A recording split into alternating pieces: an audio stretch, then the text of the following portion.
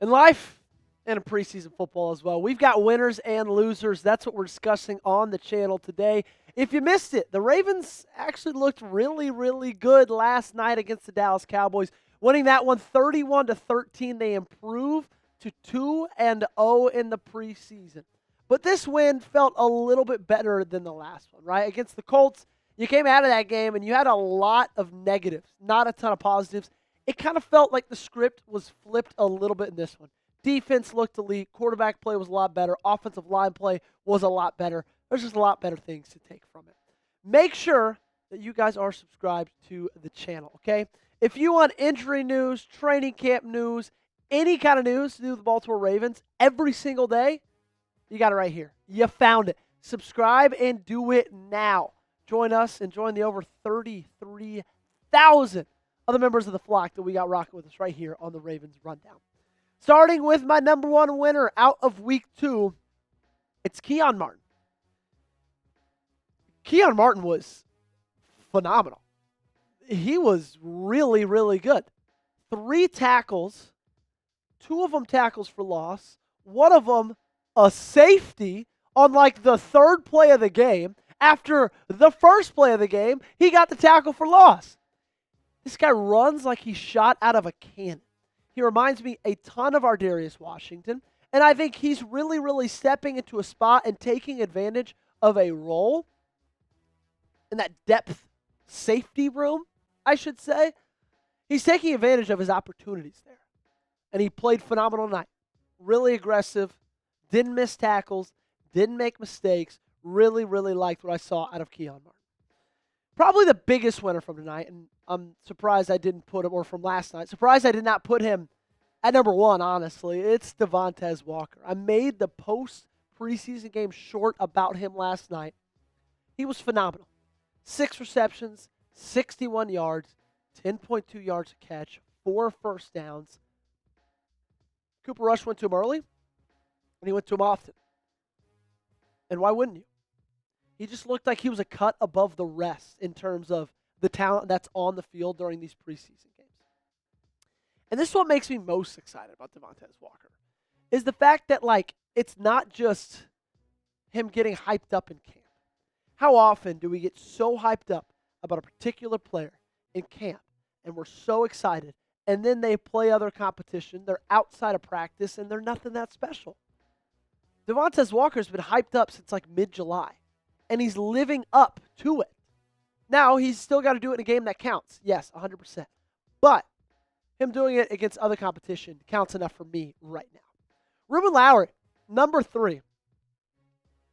This guy might just be one of my favorite Ravens on this team. Undrafted free agent out of the University of Tennessee, Chattanooga. Ended his day with 2 tackles, 2 assisted tackles, a pass breakup, an interception as well. And sure, it was thrown right to him, but still, he was there. He made the play. And what I noticed, and I'm going to go into this a little bit more detail later in the video, he was on the field before Bo Braid was. That, to me, kind of tells me all I need to know. Reuben Lowery's spot on this team seems like it's all but locked up. From UDFA to a 53-man roster. Good for him, man, because he's out here. He's making plays. He's another guy. You heard it a lot during training camp. You heard him a lot during practice. He's coming out and he's doing it against other competition. Name a winner from preseason week 2 against the Cowboys, okay? I gave you 3. I'm about to give you 2 more. Take a break. Get down to the comment section. Give me 1 winner from last night against Dallas. Number 4, Tyler Loop. Yeah, I think he made my losers list last week. The script has flipped for Tyler Loop. He's now one of my biggest winners. 5 for 6. 2 extra points made. 2 extra points attempted. Made a 53-yarder. Also, go ahead and maybe pick him up for fantasy. 21 fantasy points. Tyler Loop, in my opinion, I wanted to see a little bit more consistency from him, because we didn't see that week 1. Had the bad miss early. Made the second one, right? Great response. But I wanted to see more. And it's funny because I was watching that game last night. I kept thinking if they got around the 30-yard line, I wouldn't be that mad if they got stopped and had to kick a field goal. Because I want to see as many Tyler Loop field goals as I can. I want him to attempt as many field goals as he can. 6 is a lot. Making 5 of them is phenomenal. It's great. Now, we might need to work on him from the right side, from the right hash. But if he's on the left side, he's money. I can promise you that. Fifth winner of the night, Zach Orr. Zach Orr. Not just because he called a great game, which I believe he did. He was holding Dallas to absolutely nothing. Outside of a 50-yard play, I think they had like maybe 130 other yards. He was great. Nobody could do anything. Joe Milton couldn't do anything. Will Grier couldn't do anything. They couldn't run the football. I think he's coming into his own. And he's also a winner, too, because he's got some really good players. I really, really, again, loved what I saw from the defense tonight. It seems like that second-string unit is as strong of a defensive second-string unit as there is in the league. Just a ton of playmakers. Ton of dogs. Malachi Starks got active. Mike Green stayed active. You're just seeing a lot of really good things from a lot of other people.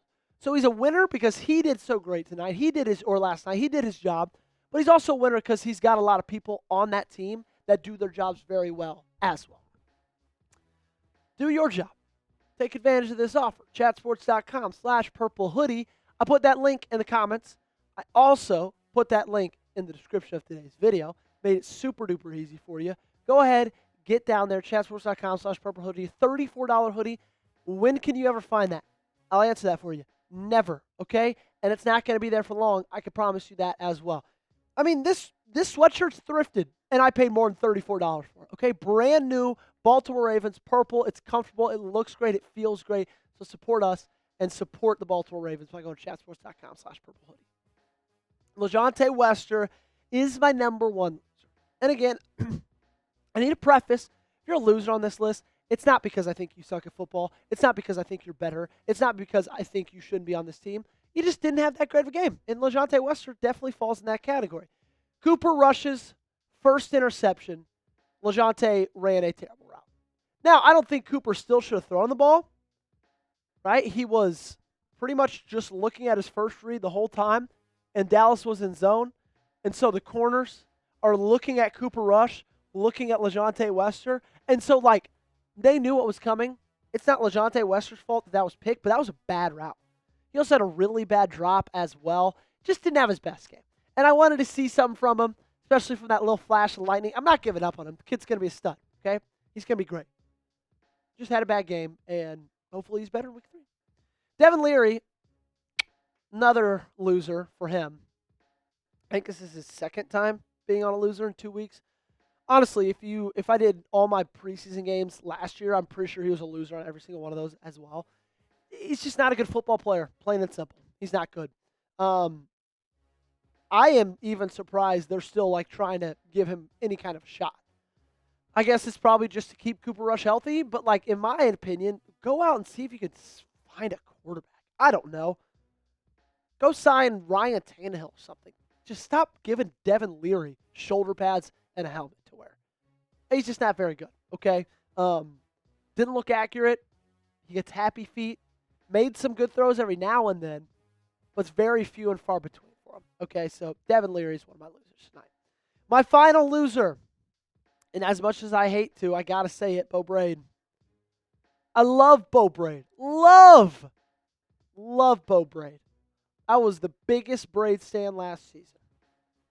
But it seems like he's fumbled away an opportunity.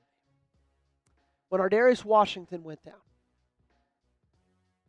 I, on that video, said, okay, it's time for Bo Braid to take a step up, to fill in that role.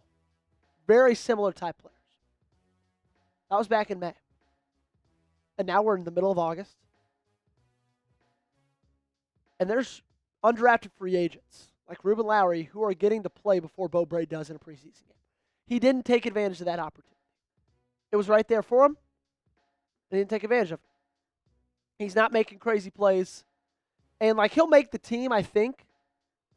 But from everything we saw from him last preseason to the opportunities that presented themselves to him, I thought we'd be talking about him a little bit differently in August than we are right now. I gave you 3. You give me 1. Loser. From preseason week 2, down below in the comment section. Let me know your answer. Appreciate everybody for tuning in today. It's been a really, really fun weekend.